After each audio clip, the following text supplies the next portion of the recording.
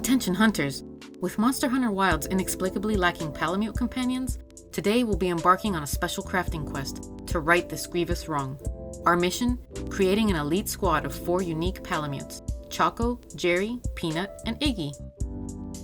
Join me now in crafting Jerry, our first Palamute companion. When I'm starting any new crafting quest, I always make sure to equip proper reference materials. For today's hunt, I'm utilizing these rare Palamute plushie photos, and my clay Fido here will be helping me nail those chonky dimensions. First, I gather some cream cause clay that I had left over from my previous mushroom expedition. If you missed that quest, don't worry, I'll link the tutorial showing alternate farming locations in the description below. Here's a rookie mistake I always make. When I start crafting Palamute legs, I tend to roll out 4 equal-sized balls and immediately transform them into cylinders, convinced I've got the size right without measuring. Since I've exceeded standard Palamute specifications, it's time to head back to camp and try again. At least I caught it after the first leg this time. Now that I've finally nailed those leg proportions, I'm moving on to the head. I like to start with a sphere base and carefully blend it into the body. Next, I attach another smaller sphere for Jerry's snout. During this phase, I've noticed my Palamute entering what we call the wiggler phase. Don't panic when this happens though, it's completely normal in the crafting process. For Jerry's facial features, I poke a snout indent, which I totally won't ignore later, carefully carve his mouth lines, and attach the ears, which once again start off a bit too large. After I trim down those inevitably oversized ears, I find that my Palamute has evolved from its wiggler phase to its piggy phase. Fortunately, this can be countered by adding some strategically placed fur details. Even though I carefully created a nose cavity, I ended up completely ignoring it and placing a much larger nose on top, defeating the whole purpose. I've come to learn that while detaching monster tails in the wild can sometimes be tricky, attaching them is even harder. My first attempt ended up being placed too low. Thankfully, when I accidentally break it during baking, I'll get another chance to fix the positioning. Though I still somehow managed to end up putting it right back in the same spot. In my defense, old habits die hard in the field. For the first piece of Jerry's gear, I craft some decorative bracelets. These elegant accessories started as a removable armor piece in my crafting plans. But after several test fittings, I discovered they were far too loose for practical field use. Every time I removed them, they'd lose their shape and structural integrity. Sometimes a hunter needs to know when to adjust their strategy, so I opted for permanent attachment. The results are much more stable, and Jerry seems quite pleased with his fancy new gear. Next, what began as a simple scarf design evolved mid-hunt when I noticed it wasn't providing the protection a Palamute needs. By modifying the original scarf design into a more robust collar, we've achieved both style and functionality. After sculpting Jerry's stylish fur fin, I get started on his saddle. This was perhaps the most technically challenging piece of equipment in today's crafting quest. Each pouch required precise measurements and careful detailing, including intricate stitchwork and functional button elements. These multiple storage compartments will prove invaluable during future hunting expeditions. I also designed the saddle system to be completely removable. Following the success of Jerry's initial creation, we've received approval to develop more specialized Palamute variants. Our first discovery came from an unexpected source. My young assistant's goat simulator research suggested an entirely new direction for Palamute armor development: food-based gear. During my field research, I encountered a remarkable specimen wearing distinctive waffle cone bracers. I immediately began crafting attempts, using advanced knurling techniques with my specialized X-Acto equipment. My initial armor development focused on what appeared to be a promising rare cheesy bread snack. But after painting those toasty details on the bread armor, I wasn't quite happy with the result. But you know what it kind of looks like? A chocolate chip cookie! So naturally, I had to try making that instead. After staring at this cookie armor for way too long, I realized that these chips are way too small. Thus, I proudly present Cookie Armor 2.0. Delicious. That said, I did encounter an unexpected setback when multiple bakings using my cosclay separator resulted in what we're officially classifying as unexpected dermis degradation. Thankfully though, I was able to implement emergency sanding protocols to alleviate my Palamute's skin condition. For Choco's specialized equipment, I developed what I believe to be a groundbreaking tactical spoon necklace design. This ensures handlers are always prepared for any dessert-based encounters they might face in the field.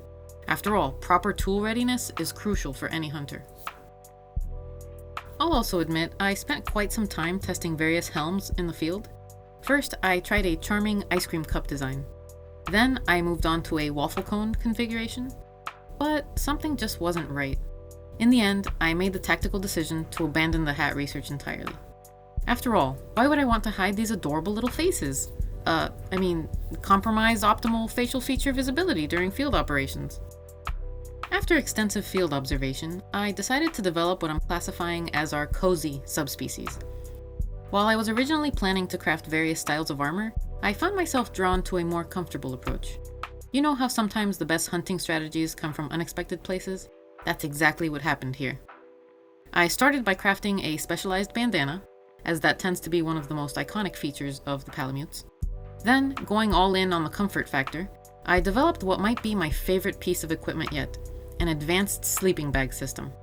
I discovered that by texturing a sheet of cosclay with canvas fabric, I could create the perfect miniature sleeping bag texture. After rolling it into the perfect shape, I reinforced it with what I'm telling the guild is tactical leather belting, but between you and me, it's really just to complete that cozy adventurer aesthetic. Now here's where my research took an interesting turn back into culinary territory. I decided to develop our first savory-themed specimen, though I have to say, this one really tested my crafting skills. My first attempt at creating lettuce-based armor using cosclay turned into what we researchers technically classify as a sticky frickin' mess.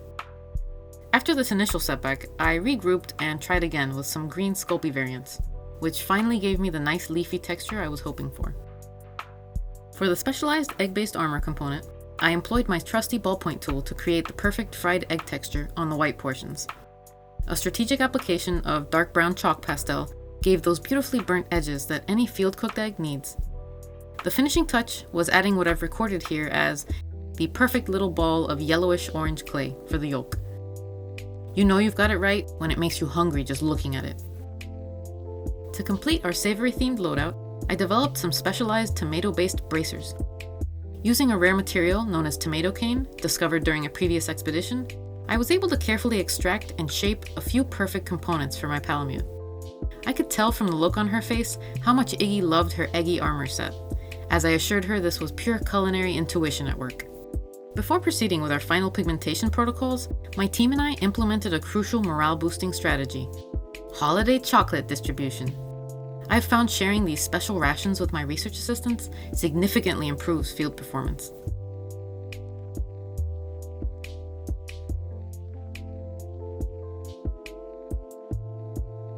With our stamina restored, I began the delicate process of implementing our final pigmentation procedures. Starting with Jerry, I carefully applied the base eye whitening, one of the trickiest parts if you ask me. Then came another challenge, the blue fur pigmentation. After grinding up all of my remaining blue mushrooms to use as dye, I learned quickly to start around the eyes, as that's the area requiring the most precise application. Using my fully upgraded X-Acto tool, I developed a technique for creating fur detailing between the blue and cream portions. Though I have to admit, my first attempts came out a bit, well, let's call them rustic. Nothing a bit of additional blue pigmentation couldn't fix. For enhanced realism, I experimented with adding lines of lighter blue throughout Jerry's fur. Sometimes, the best discoveries come from just trying something new in the field. The finishing touches were particularly satisfying. Those black irises applied with my favorite ballpoint tool, followed by those tiny white eyeshine dots that really bring our specimens to life.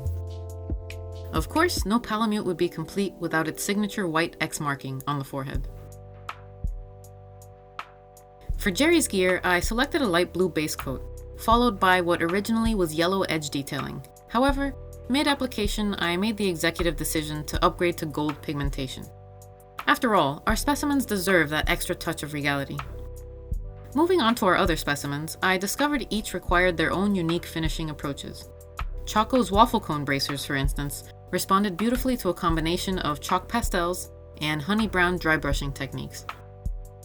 Though I must report that achieving proper coverage on her main form required triple the standard pigmentation layers, quite unlike Jerry's surprisingly cooperative blue fur.